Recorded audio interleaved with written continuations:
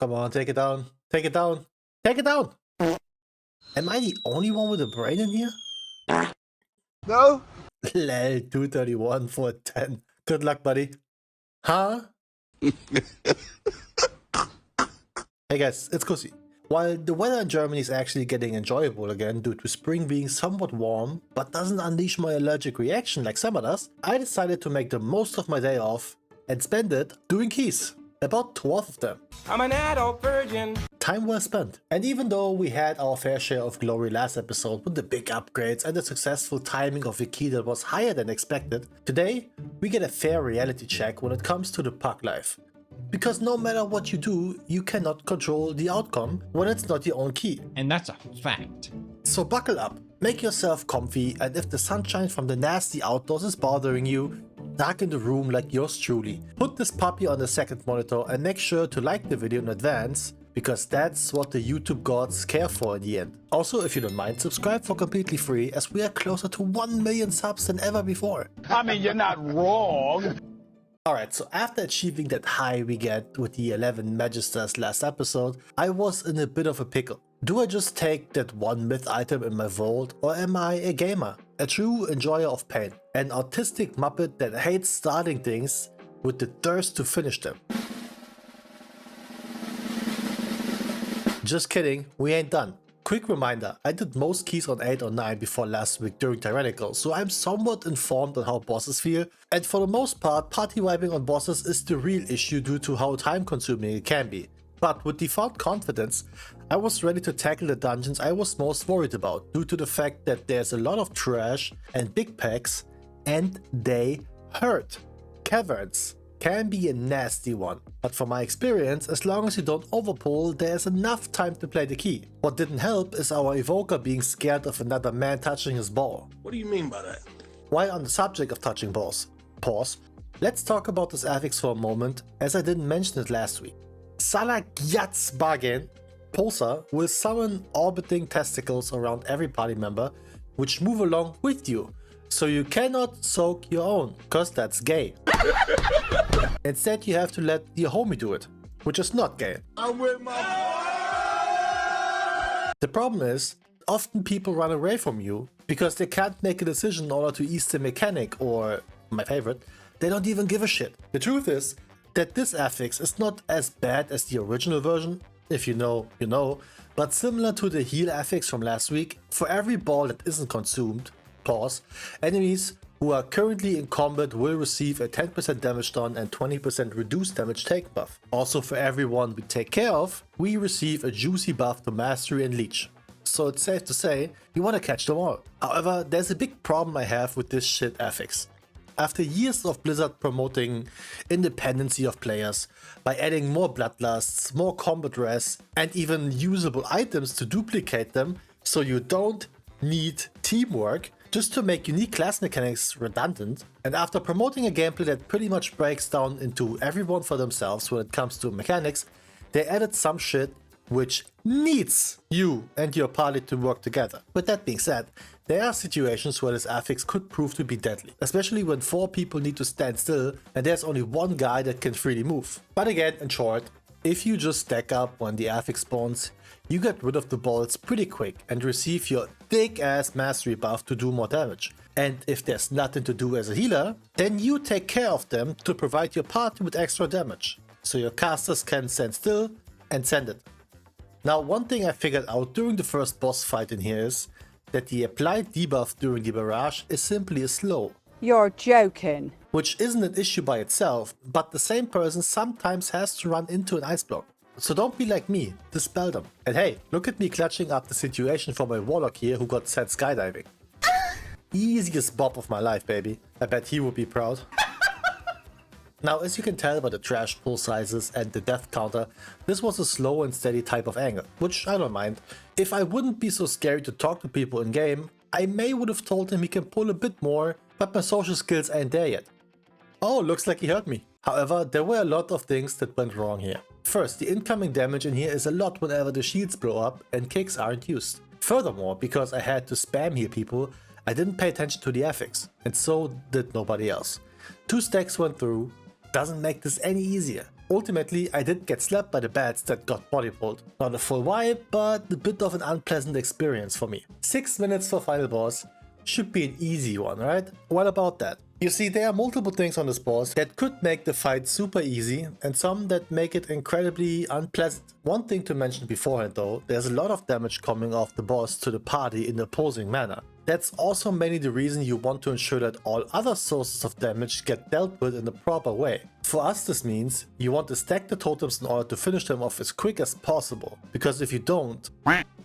Now that's what I'm talking about. For our tank specifically on Warrior, he could spell reflect the final hit of the slam in order to not get bounced around too much. Even better, to provide more uptime for the gang, he could use Heroic Leap after the slam. But he has to move out first, otherwise the puddles will spawn on the totems and that's shit. However, the tank wasn't the issue here, it was just, an idea.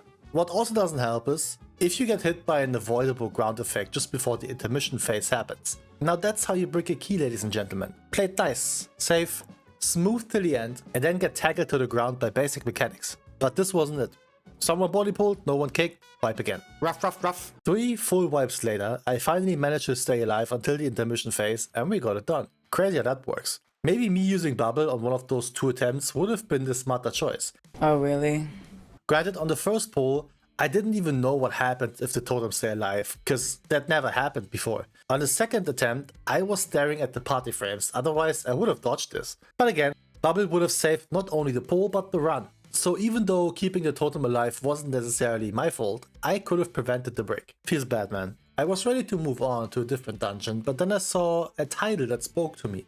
Easy Vault? Hell yeah. This party was laughing at undergear tanks applying for tents, and I mentioned that there's some videos blowing up about no gear having brewmasters easily tanking tents due to their kit being pretty strong. And so, of course, this guy applied, and he also got invited. Oh no! No, no, no, no, no, no, no. Now, usually I'd be a big fan of this due to it being a free content delivery to me, but I just came off a depleted one. Though I gotta say, I felt very safe even before we started. Not because he said he's a 3.4k player, but because he said he's a prot paladin main. And if there's any tank that actually needs to play the game to survive, it's one of the shiny boys.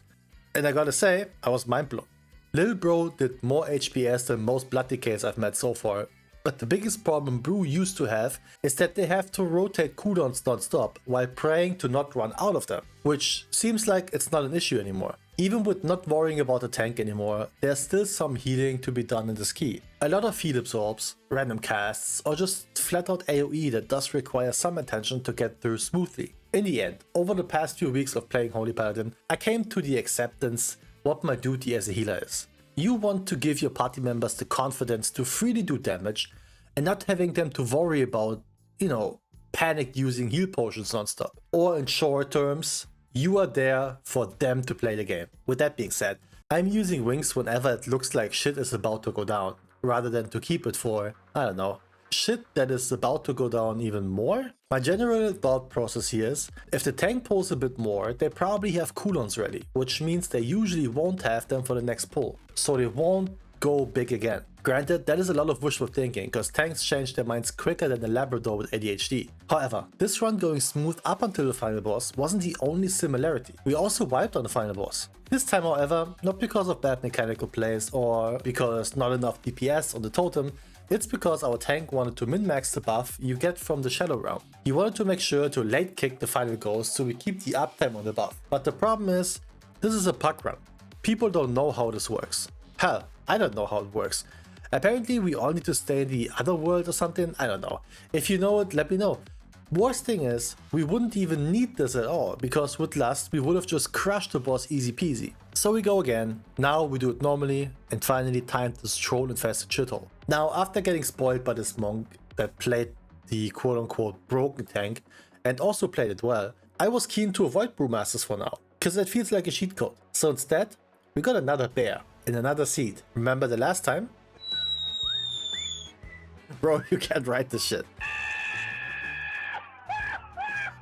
Though with 10 being a lot more punishing than +2 was back then, it's finally time to make use of every second comment I had. Using freedom to remove the chains. Matter of fact, most of you have a button that removes those chains. It's like a dispelling affix, even warriors or priests can do it. And we start off slow, and then not slow anymore. Big chain pulls into chain mobs into chain dying. So many chains, so much pain. Hard reset. Hell yeah. Now the chain pulling was unnecessary in many ways. With that you allowed to have a rotation of chains going, which means always big damage. But the biggest issue however was this group, and what I mean by that is 5 melee. 5 of us stand way too close, and because the first tick of the chains hits hard already, it occasionally overlaps for some sweet chunkage on the HP bars. Very quickly I figured out that when these mobs are around, I will try to stay away from the party ASAP, which means I can't wreck mana, but it's okay. Yet one thing I realized during rewatching this, I could have easily precast Freedom on somebody to even have one less initial tick of it. Gotta remember this for the future. Disregarding, being a full melee stack ain't really enjoyable in this dungeon for a lot of things.